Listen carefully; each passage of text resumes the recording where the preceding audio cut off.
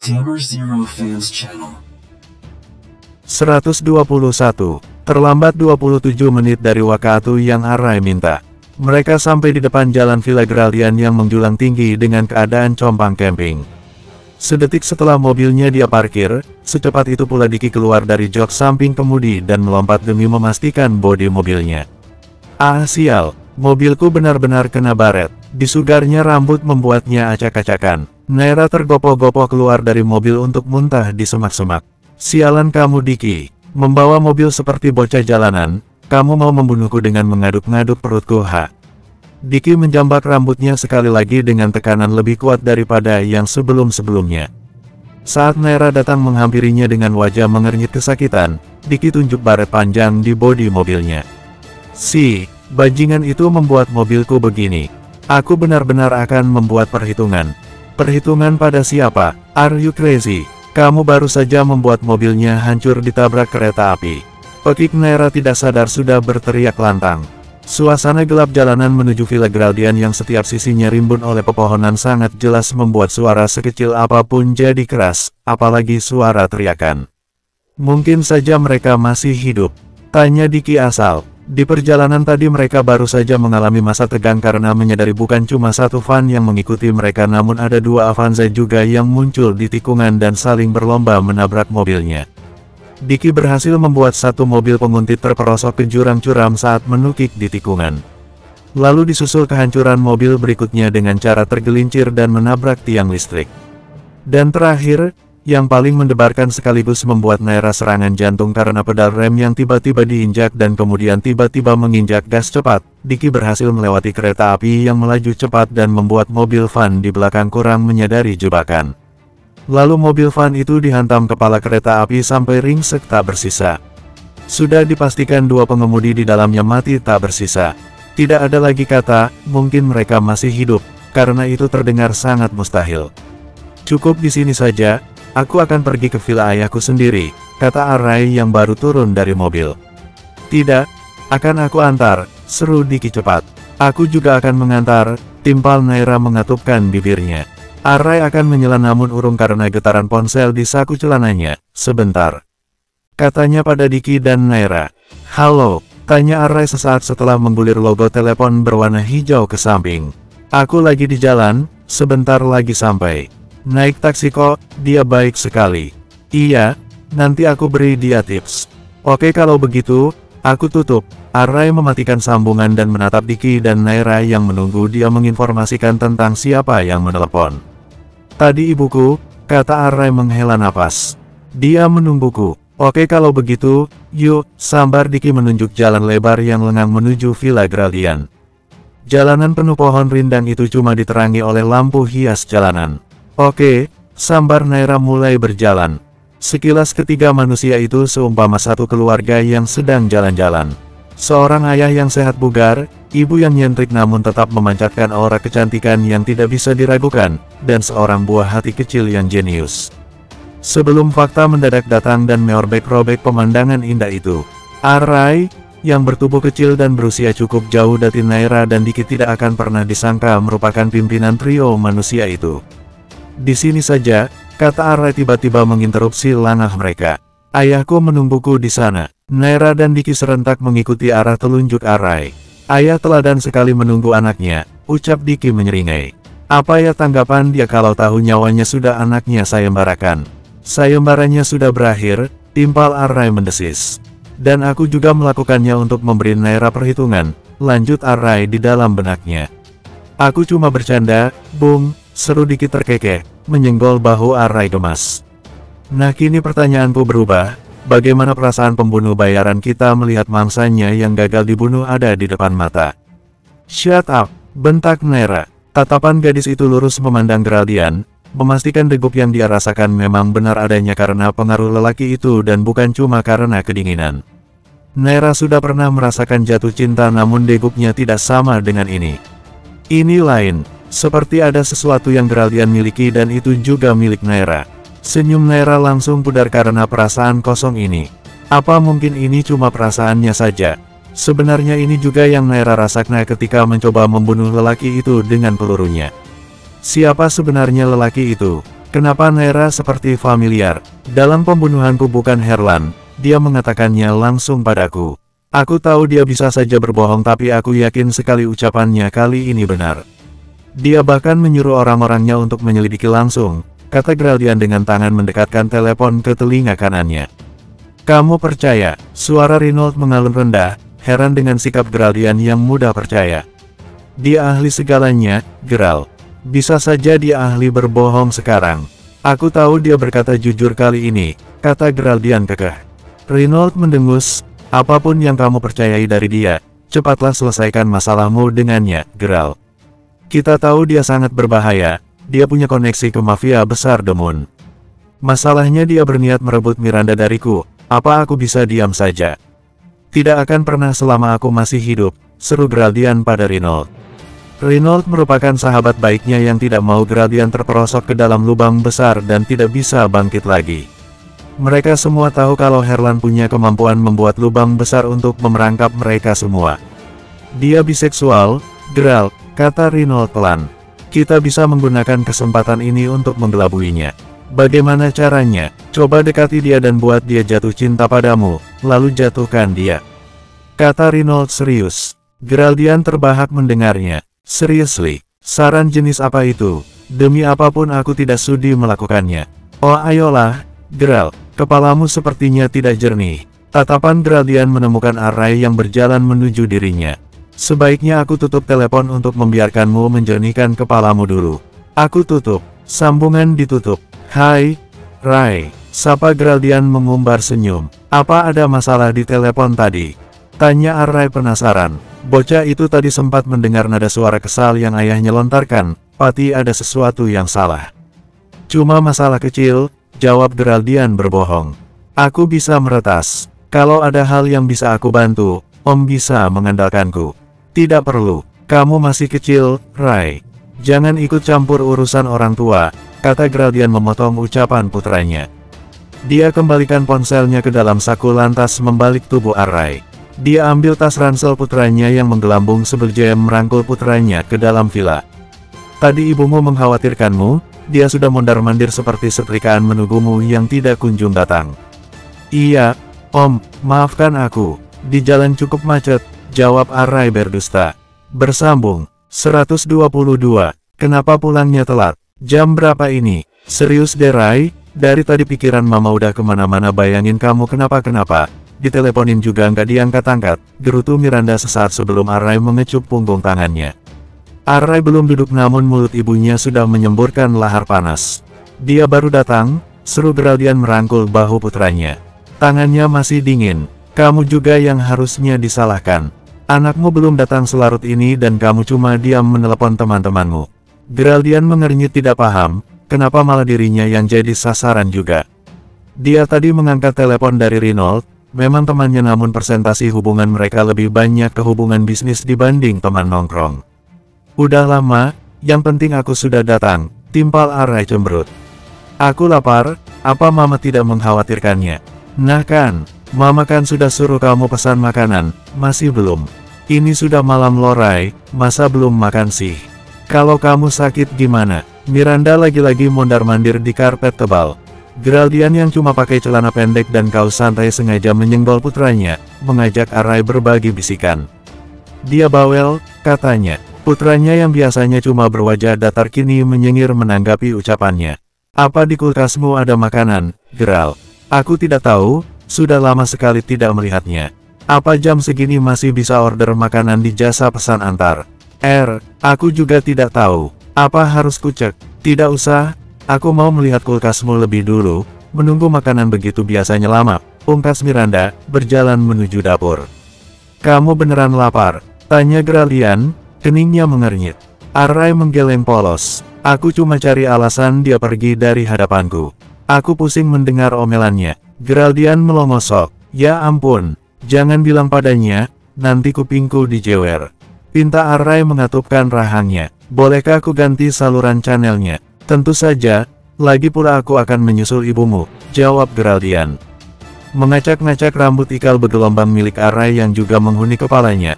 Kamu pintar sekali, Rai. Sudahlah pergi sana, aku mau nonton berita. Oke, Oke, Kiki Geraldian. Dasar bocah nakal, tidak cukup mengusir ibumu dengan cara cerdik, sekarang kamu mau mengusirku. Tolong bisa pergi, Pak. Tiba-tiba suara Arai jadi lembut dan rendah. Upaya terakhir mengusir Geraldian dari hadapannya. Tapi sebentar, Geraldian malah asing dengan kata terakhir yang diucapkan Arai. Apa Arai baru saja memanggilnya Papa? Kamu panggil aku apa tadi? Geraldian coba memastikan. Panggil apa? Tadi Arai, kamu memanggilku dengan sebutan apa tadi?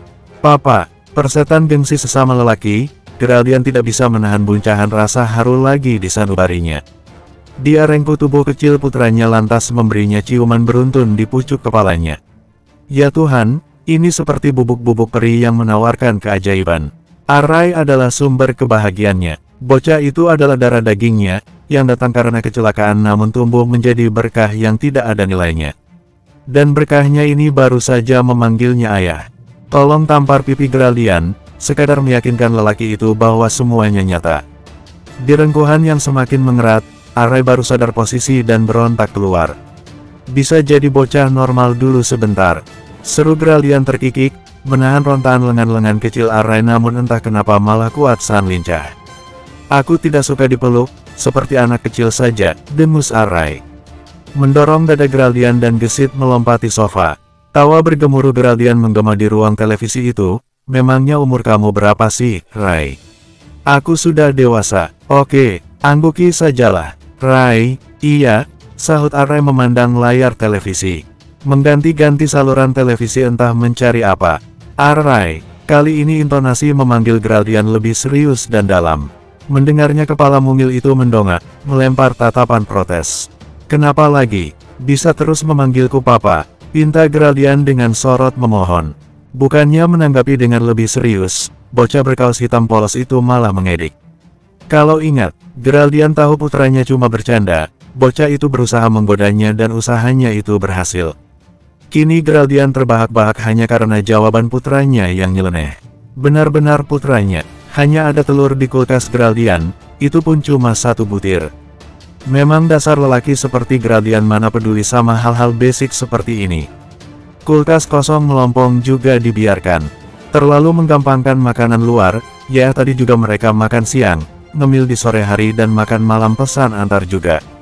Atas inisiatif siapa? Tentu saja Geraldian. Lelaki itu sudah pusing sendiri mendengar deretan list apa-apa yang mesti dia beli untuk Miranda masak. Daripada pusing begitu dan repot harus memasaknya, mending beli jadi saja katanya. Karena tidak apapun lagi, Miranda cuma membuat telur ceplok. Sedang menaburi bumbu-bumbu ke atas telur di teflon, sesuatu yang dingin tiba-tiba terasa di pergelangan kakinya yang telanjang. Secara refleks perempuan itu mendorong spatula dan melompat. Pasti tikus. Aduh, Miranda melotor ke bawah lantas mendengus kasar, Geraldian. Makanya jangan iseng, aku cuma mau melihat kakimu. Astaga, terang lelaki itu mengusap-usap dahinya yang terantuk sikut Miranda. Niat hati mengecek luka perempuan yang dia sayangi, Miranda malah membalasnya dengan sikutan kuat. Tapi kamu tiba-tiba, aku kira tikus. Miranda matikan dulu kompor sebelum meneruskan omelan. Gimana coba kalau teflonnya kelempar ke muka kamu? Ya gosong pasti mukaku, jawab Geraldian, menyengir polos. Itu nggak bisa dijadiin lelucon. Sentak Miranda. Oke apa? Ya oke aja, sahut Geraldian terkekeh. Tidak mau bantu aku berdiri. Ini aku korban sikutan tajam kamu loh. Posisinya masih duduk di lantai omong-omong. Menghela napas kesal, masih dengan muka ditekuk Miranda ulurkan tangan. Geraldian menggenggamnya dengan mantap dan menjadikan posisi perempuan itu untuk berdiri tegak. Karena bobot tubuhnya yang lebih berat dibanding Miranda, tubuh Miranda lah yang terperosok ke dalam dada Geraldian. Yang sialnya langsung lelaki itu tangkap dan rengkuh. Ada banyak sekali kecupan yang ditanamkan lelaki itu di bahunya. Dasar nakal, curi kesempatan goda Miranda, terkekeh oleh ciuman yang tidak kunjung usai. Kaos Geraldian yang kebesaran melorot ke bawah, membuat bahunya telanjang. Ciuman hangat Geraldian jadi agak terasa nyata dan mendebarkan. Aku lagi seneng, ucap Geraldian. Tadi Arai manggil aku Papa. Oh ya, iya, jawab Geraldian menggigit bahu Miranda. Aku senang sekali. Tiba-tiba Miranda terkekeh. Kok malah ketawa? Tanya Geraldian bingung. Enggak, Aku cuma ingat kemarin malam, semuanya seperti mimpi buruk. Dan sekarang kita udah bersama lagi, aku yang masakin Arai dengan kamu yang ganggu aku terus. Tapi kita berhasil lagi kan, Mir? Intinya kita selalu berhasil lewati semua rintangan. Pantas lama, seru seseorang dari ujung pintu. Kedua manusia yang berpelukan itu otomatis berbagi lirikan lantas menoleh ke sumber suara. Di sana, berdiri dengan tangan bersedekap seorang bocah kecil hasil buah cinta mereka. Arai Prameswara, bocah durhaka yang kini malah berdeci melihat kemesraan kedua orang tuanya. Hai, Rai, sapa Geraldian menyeringai. Kamu tidak terlalu lapar, kan? Jadi, seharusnya tidak protes makanannya datang lama. Bersambung, 123. Cahaya bulan yang temaram dapat Miranda lihat dari posisinya di depan jendela. Langit semesta sudah beranjak tua, dari terbit matahari yang hangat lalu kemudian menyengat dan gelap gulita. Hanya ada bulan di atas langit. Tidak seterang matahari yang menjelaskan kenapa manusia punya banyak lampu di malam hari. Namun sebagus apapun lampu yang dinyalakan, sekuat apapun sinar yang dipancarkan, beberapa manusia tetap menjadikan bulan sebagai bahan pelarian.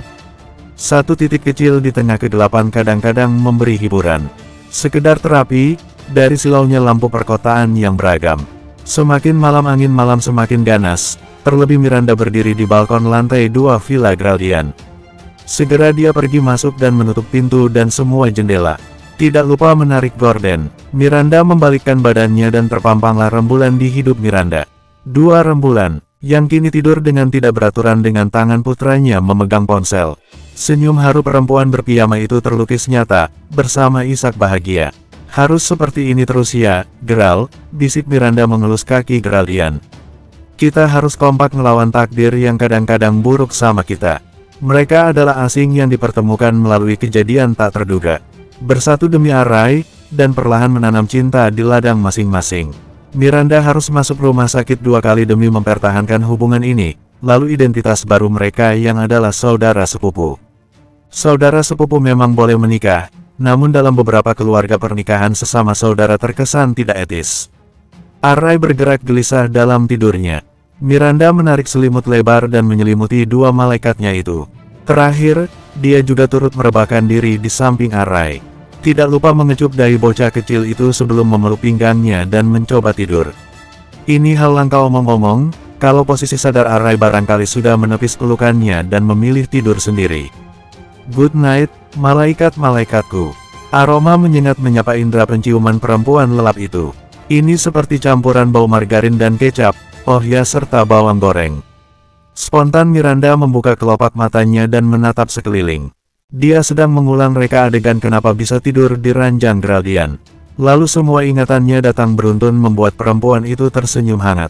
Dia ingat semuanya, malam tadi merupakan malam paling menakjubkan selama dia hidup. Mereka baru saja tidur bertiga, kebahagiaan macam apa lagi yang Miranda harapkan dari itu.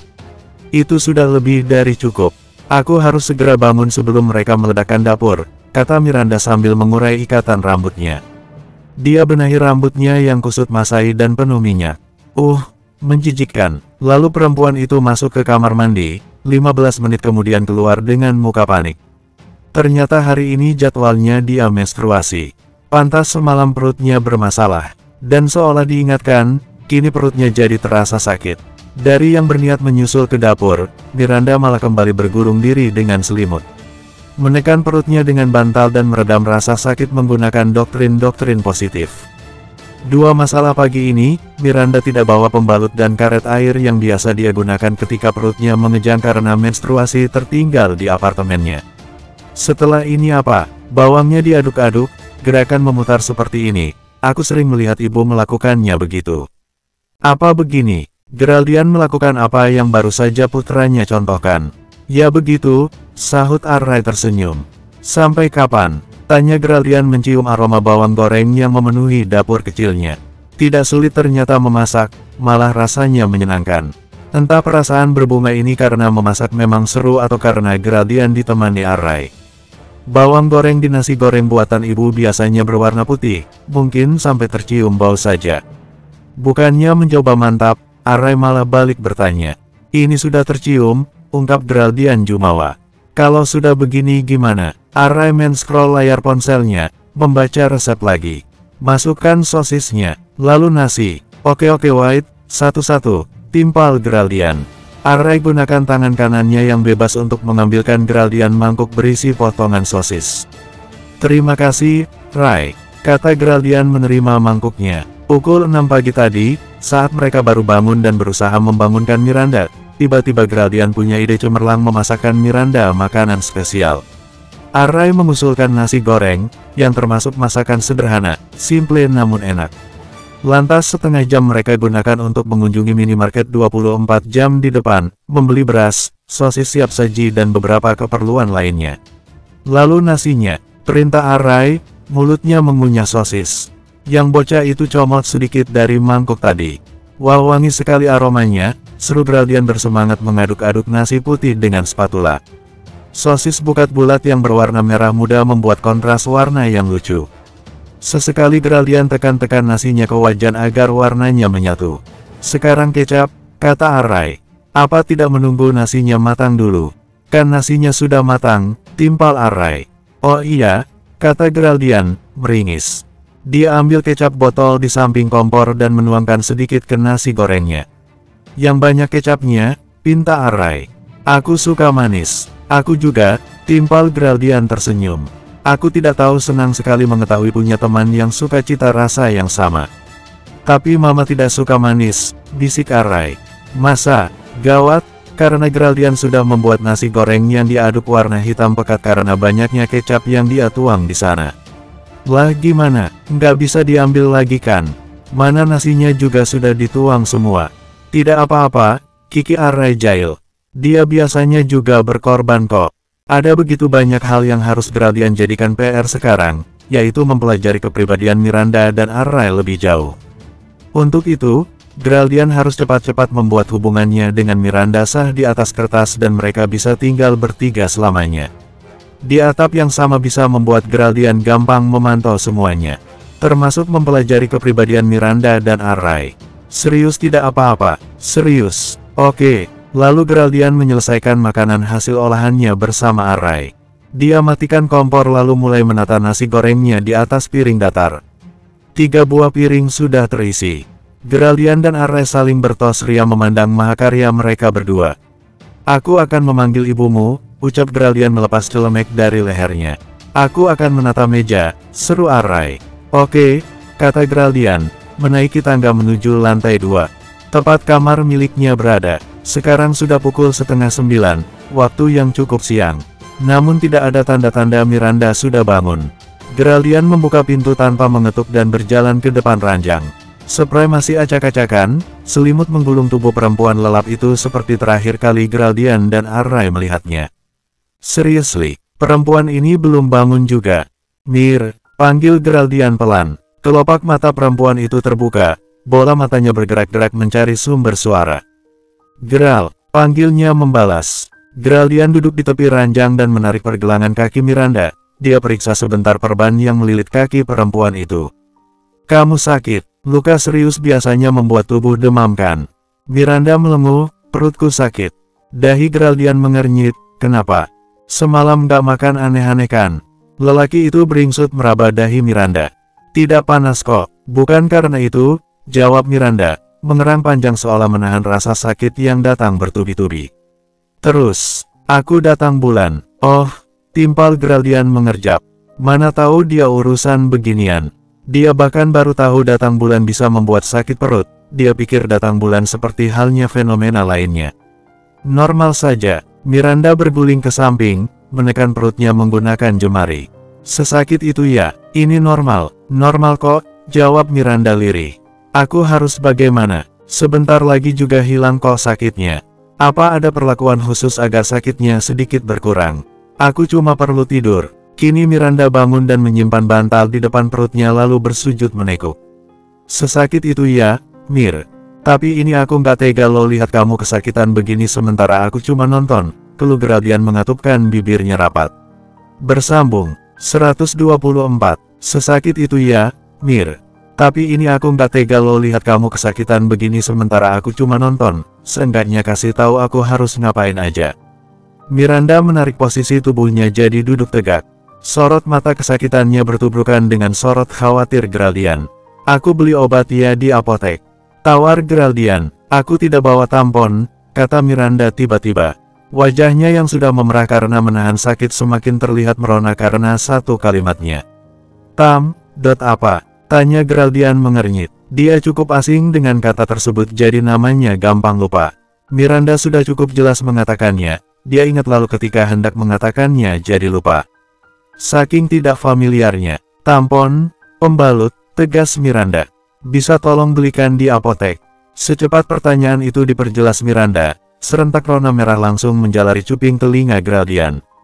Sial, dia jadi gugup. Demi mengusir gugup yang datang di situasi yang tidak tepat, Geraldian berdehem beberapa kali. Oke, berapa? Maksudku ada ukurannya kan? Atau ada merek tertentu? Oh ayolah, aku bukannya bodoh tapi hal begini bukan urusan lelaki. Apa beli online saja? Biar kamu tidak malu. Tawar Miranda teringat ide brilian. Bagaimana tidak mencari ide kalau muka Geraldian saja sudah seperti sedang mengunyah puluhan butir obat saat dia menyuruhnya membeli pembalut.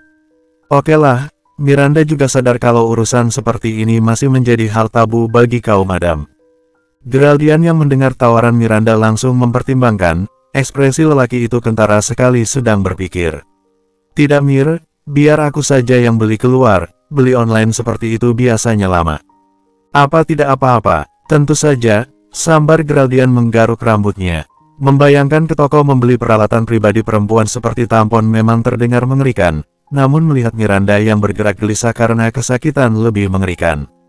Dan bagaimana? Miranda mengimat rambutnya yang berantakan. Bagaimana apanya? Ya itu tadi, ukuran atau merek. Senyum perempuan pucat itu terbit dengan hangatnya. Nanti aku chat mereknya.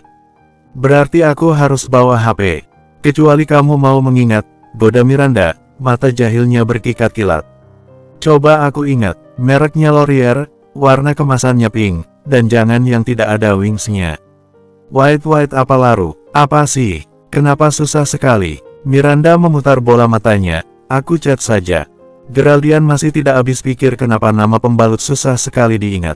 Apa faedahnya coba? Biar keren, malah menyusahkan. Itu karena namanya susah. Ya udah aku chat aja. Kiki Miranda memanjangkan tangannya meraih ponsel. Niku ketik sekarang, kamu tinggal menyerahkannya pada mbak-mbak apotek. Obat enggak Geral, aku enggak pernah makan obat kalau sakit menstruasi. Nanti kecanduan, dan aku enggak mau itu, jawab Miranda. Oke, tidak ada lagi yang mau beli di luar. Sekalian, tawar Geraldian. Miranda memutar otak mencari hal apa yang ingin dia beli sekarang. Tapi tidak ada. Miranda informasikan kekosongan otaknya dengan menggeleng. Enggak, Geral. Oke, Geraldian telah sampai di pintu. Lalu menoleh lagi, sebentar. Kenapa? Lelaki itu kembali keranjang dan bertumpu pada lututnya demi menancapkan kecupan dalam di dahi Miranda. Miranda sendiri jijik membayangkan betapa cepal kulitnya. Kalau ada mau apa-apa jangan ragu buat minta sama aku. Kamu kesakitan gini masa aku diem aja? Aku kan udah bilang mau pembalut, kata Miranda polos. Bukan cuma pembalut aja, sayang. Tapi buat segala hal di hidup kita nanti, seru Geraldian gemas. Mbak, kesini sebentar, kata Geraldian pelan. Meminimalisir semua pengunjung apotek menjadikannya perhatian. Dia di pojokan sekarang, memanggil-manggil penjaga apotek agar melayaninya. Kenapa? Mas, ada yang bisa saya bantu? Saya mau beli ini, kata Geraldian menggulirkan layar ponselnya lantas menunjukkannya pada si mbak kasir. Oh, pembalut, kata si mbak bermakeup tebal itu lantang.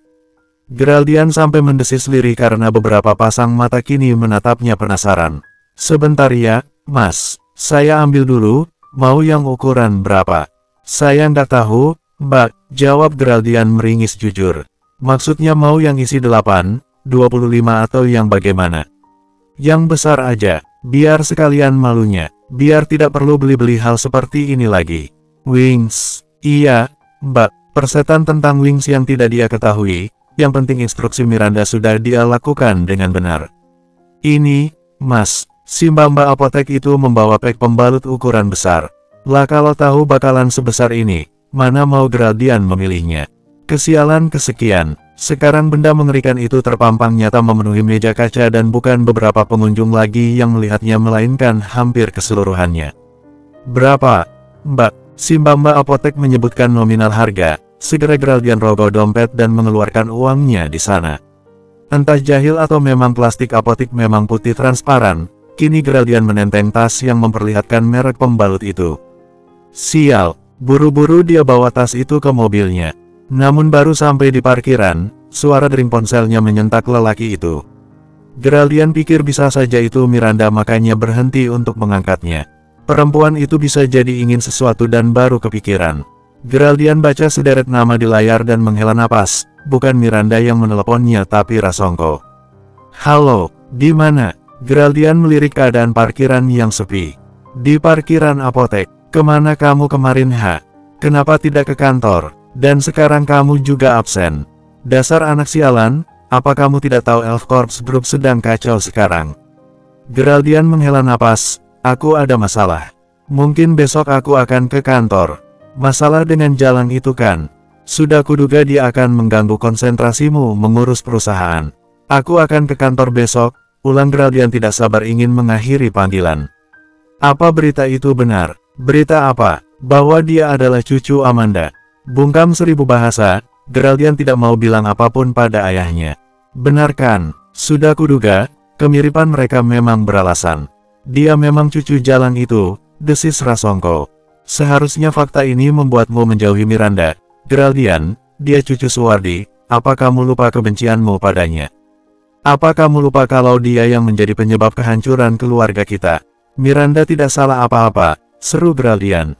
Fakta itu tidak membuatku harus menjauhinya. Karena bagaimanapun aku juga punya darah Suwardi. Dia saudara denganmu, kalian sepupu. Benar katamu Geral, dan apalah fakta itu tidak membuatnya jijik mencintai sepupumu sendiri. Itu bukan urusanmu, desis Geraldian. Tanpa aba-aba segera dia tutup teleponnya. Persetan dengan respon Rasongko yang akan menghujatnya.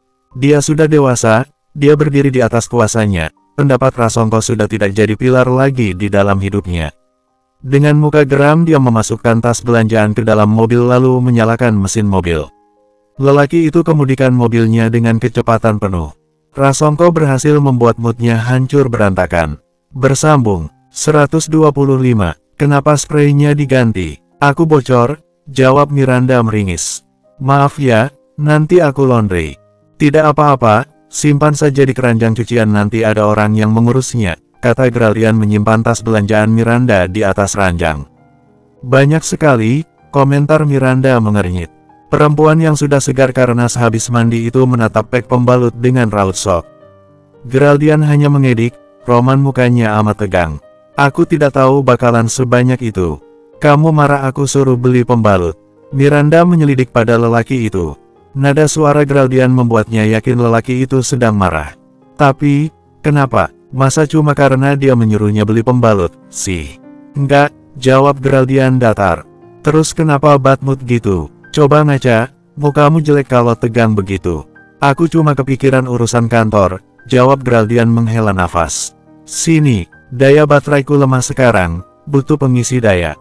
Geraldian ulurkan tangan meminta Miranda mendekat. Aneh, kenapa menyuruhnya mendekat lalu membicarakan perihal isi daya. Namun bingung begitu tak urung Miranda berjalan menuju lelaki itu yang duduk di pinggiran ranjang. Setelah tepat di depan mukanya, Geraldian tiba-tiba mendekap pinggang Miranda di depan kepalanya, menyandarkan dahinya yang mendidih oleh semua masalah. Mengelus rambut lelaki itu yang mulai memanjang, Miranda bersenandung kecil. Tidak terlalu merdu memang, namun setidaknya cukup membuat nada menenangkan. Harus berapa lama pengisi dayanya? Apa fast charging? Tubuhku masih primitif, tidak punya teknologi fast charging, balas Geraldian mengikuti pola gurauan Miranda. Dia anggap dirinya gadget yang bisa mengisi daya dengan teknologi fast charging, jadi buat mengisi daya sampai 100% dibutuhkan waktu 8 jam. Waduh lama sekali, komentar Miranda terkikik. Tapi ada satu cara cepat kok. Geraldian mengerling. Dan apa itu? Nih, Geraldian tunjuk permukaan bibirnya yang mengatup rapat. Apa maksudnya? Kiss me. Pinta Geraldian menatap manik mata itu dengan tatapan berbinar. Kiss me please. Aku belum mandi Geral, seru Miranda meronta dari pelukan. Apa hubungannya? Tentu saja itu berhubungan. Karena bagi perempuan tidak mandi dan belum memakai wangi-wangian adalah dosa besar. Terlebih Miranda dipeluk erat begini, jadi semakin parno, takut tubuh beraroma keringatnya tercium oleh lelaki itu. Aku cuma mau dicium bibir kamu kali Mir, bukan sama tubuh kamu. Ish mesum, astaga, maksudku bukan itu. Terang Geraldian tidak habis pikir. Niat hati menjelaskan dia malah kena damprat dituduh mesum. Kiss me. Geraldian kembali menekan permintaannya. Kali ini dengan bibir mengerucut. Aku belum mandi Geraldian, yang mana itu artinya aku belum gosok gigi. Terang Miranda meronta lagi demi terlepas dari belitan ular piton lengan kuat Geraldian. Astaga, ini lengan apa beton sih? Gerutu Miranda meringis. Kuat sekali mengunci pinggangnya. Kurasa tidak ada bedanya. Pernyataan Geraldian terinterupsi oleh toyoran kurang asam Miranda. Seriously, perempuan ini baru saja menoyor dahinya. Nggak sopan banget sama yang lebih tua.